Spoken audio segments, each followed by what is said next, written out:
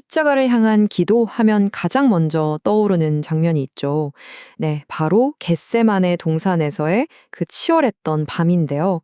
오늘은 바로 그 이야기, 십자가를 향한 가장 위대한 승리의 기도 속으로 함께 들어가 보려고 합니다.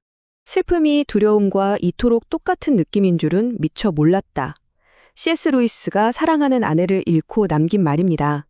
이 말 어쩐지 확 와닿지 않으세요?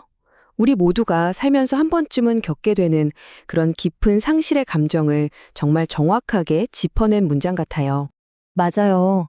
사실 사람이 겪는 가장 사무치는 고통은요, 몸이 아픈 것보다 관계가 끊어지는 데서 오는 경우가 훨씬 많습니다. 루이스는 이걸 마치 팔다리가 잘려나갔는데도 계속 아픈 것처럼 느껴지는 환상통에 비유했죠. 내 존재의 일부가 그냥 뚝 떨어져 나간 것 같은 그런 고통.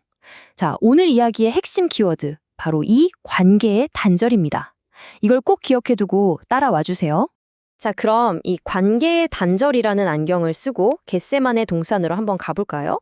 딱 가보면 뭔가 좀 이상한 점을 발견하게 됩니다. 예수님의 모습이 우리가 평소에 알던 그 모습이랑은 너무 다른 거예요. 이 슬라이드 좀 보세요. 정말 극과 극이죠? 한쪽은 어때요? 막 미친 듯이 몰아치는 폭풍도 말 한마디로 잠재우시고 죽음까지도 이기셨던 그야말로 전능한 모습이잖아요. 그런데 다른 한쪽은요? 심히 놀라고 슬퍼하시면서 마음이 괴로워서 죽을 지경이다 라고 말씀하세요. 아니, 이 엄청난 차이는 대체 뭘까요? 그냥 십자가에 못 박히는 게 무서워서 그러셨을까요? 그건 좀 이상하잖아요. 이 수수께끼를 풀 수 있는 열쇠가 있습니다. 바로 예수님이 그토록 피하고 싶어 하셨던 이 잔이에요. 기도를 이렇게 하시죠. 아빠, 아버지. 아버지께는 모든 것이 가능하잖아요. 제발 이 잔을 저한테서 거두어 주세요. 와, 정말 간절하지 않나요? 도대체 이 잔이 뭐길래 이렇게까지 기도하셨을까요? 성경에서 잔이라는 건요, 종종 하나님의 심판을 상징하는 표현으로 쓰여요. 그러니까 예수님이 두려워하셨던 건 십자가에 박히는 못이나 살을 찢는 채찍, 그런 육체적인 고통이 아니었던 거죠.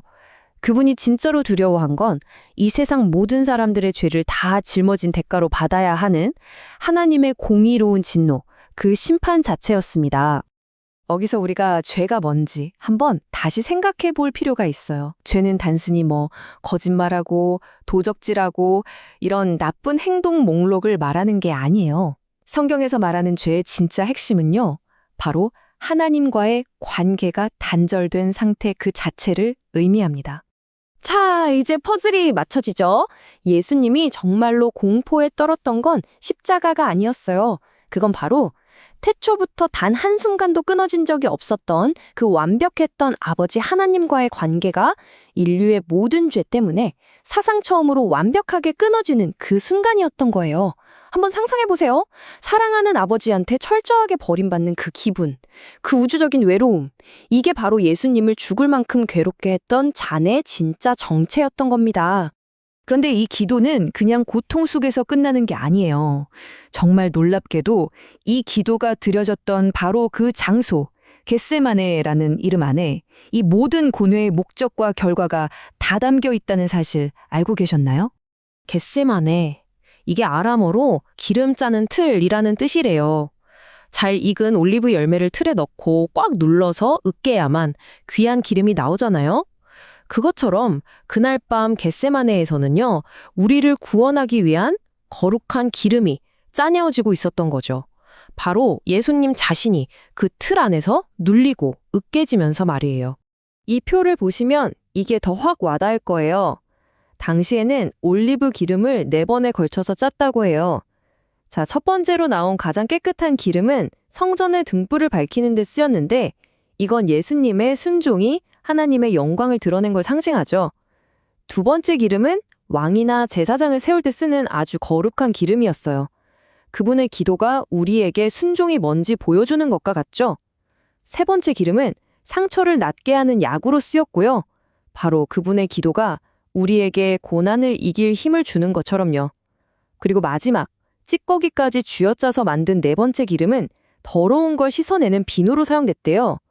바로 이 마지막 희생이 죄 때문에 끊어졌던 우리와 하나님 사이를 다시 연결시켜주는, 화목하게 만드는 역할을 한 겁니다.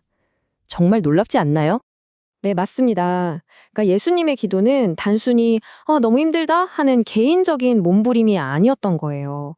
우리의 구원이라는 이 귀한 기름을 만들어내기 위한 거룩한 과정이었던 거죠. 그분이 순종으로 그 앞찾기에 스스로 들어가셨기 때문에 마침내 우리를 위한 구원의 기름이 흘러나올 수 있었던 겁니다. 자, 그렇다면 이 겟세마네에서의 승리가 오늘 우리에게는 대체 어떤 의미가 있는 걸까요? 그날 밤 동산에는 또 다른 모습이 있었죠. 바로 예수님이 기도하시는 동안 쿨쿨 잠들어 버린 제자들이에요.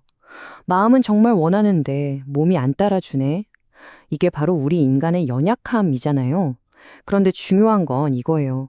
제자들은 실패했지만 예수님은 홀로 깨어서 내 뜻이 아닌 아버지의 뜻대로 기도하며 이기셨다는 거죠.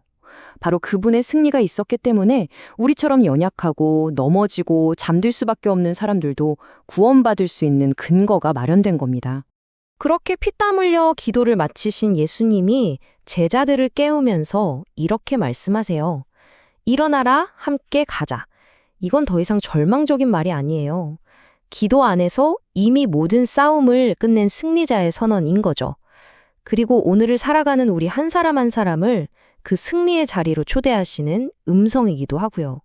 우리 인생에도 분명히 모든 게 다 으깨지는 것 같은 나만의 겟세마네를 지나는 순간이 찾아올 겁니다. 바로 그 순간에 당신은 어떻게 기도하시겠습니까?